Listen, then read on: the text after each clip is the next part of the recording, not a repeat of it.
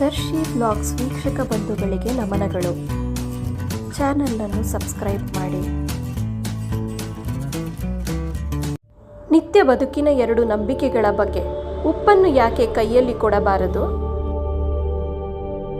ಉಪ್ಪಿಗಿಂತ ರುಚಿ ಇಲ್ಲ, ತಾಯಿಗಿಂತ ಬಂಧುವಿಲ್ಲ ಎಂಬ ಗಾದೆ ಮಾತು ಜನಜನಿತ. ಉಪ್ಪು ಹಾಕದ ಅಡುಗೆ ರುಚಿಸದು. ದೈಹಿಕ ಆರೋಗ್ಯಕ್ಕೂ ಉಪ್ಪು ಅತ್ಯವಶ್ಯ. ಈ ಎಲ್ಲ ದೃಷ್ಟಿಯಿಂದ ಉಪ್ಪು ಒಂದು ಸಂಪತ್ತು, ಅಂದರೆ ಲಕ್ಷ್ಮಿಯ ಸೂಚಕ. ಇನ್ನೊಂದು ರೀತಿಯಲ್ಲಿ ಮೃತ್ಯು ಪಂಚಕದಲ್ಲಿ ಉಪ್ಪನ್ನು ಬಳಸುತ್ತಾರೆ. ಮೃತ್ಯು ಯಮನಿಗೆ ಹತ್ತಿರ.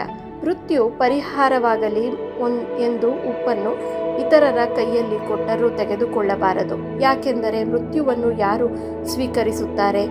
ಉಪ್ಪನ್ನು ಕೈಯಲ್ಲಿ ಕೊಟ್ಟರೆ ಜಗಳವೆಂಬ ನಂಬಿಕೆಯೂ ಇರುವುದರಿಂದ ಉಪ್ಪನ್ನು ಕೈಯಲ್ಲಿ ಕೊಡಬಾರದೆಂಬ ನಂಬಿಕೆ ಇದೆ. ಗೃಹಿಣಿಯರು ಆಟಿ ತಿಂಗಳಲ್ಲಿ ತವರು ಮನೆಗೆ ಏಕೆ ಹೋಗುತ್ತಾರೆ?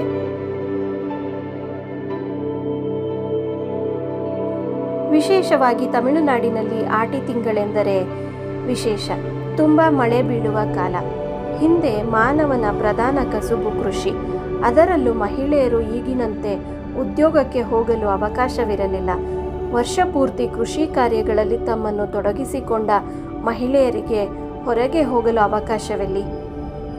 ಆಟಿ ತಿಂಗಳೆಂದರೆ ಕೃಷಿ ಕಾರ್ಯ ಕಡಿಮೆ ಇರುವ ಕಾಲ, ತವರು ಮನೆಗೆ ಹೋಗಲು ಸಕಾಲ. ಇದಕ್ಕಾಗಿ ಆಟಿ ತಿಂಗಳಲ್ಲಿ ತವರು ಮನೆಗೆ ಹೋಗುವ ಸಂಪ್ರದಾಯ ರೂಢಿಗೆ ಬಂತು. ಅದರಲ್ಲೂ ನವವಧು ಮೊದಲನೇ ಆಟಿಯಲ್ಲಿ ತವರು ಮನೆಗೆ ಹೋಗಲೇಬೇಕೆಂಬ ನಿಯಮ. ತವರು ಮನೆಯಲ್ಲಿಯೂ ಆರಾಮಾಗಿ ಇರುವುದರಿಂದ ಕುಳಿತು ಬೆರೆತು ಮಾತನಾಡುತ್ತಾ ಸಂತಸ ಪಡಲು ಅದೊಂದು ಸುಸಮಯ. ಈಗ ಸಾಕಷ್ಟು ಸಂಪರ್ಕ ವ್ಯವಸ್ಥೆ ಇದೆ. ಹಿಂದಿನಂತೆ ಮುಖತಃ ಮಾತನಾಡಲು ಹೋಗಲೇಬೇಕೆಂಬ ಅಗತ್ಯವಿಲ್ಲ. ಆದ್ದರಿಂದ ಇದರ ಮಹತ್ವ ನಗರ ಪ್ರದೇಶಗಳಲ್ಲಿ ಮಾಯವಾಗಿದೆ. ಹಳ್ಳಿಗಳಲ್ಲಿ ಮಾತ್ರ ಸ್ವಲ್ಪ ಉಳಿದುಕೊಂಡಿದೆ.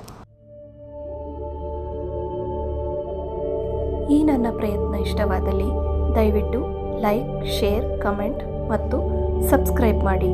ಧನ್ಯವಾದಗಳು.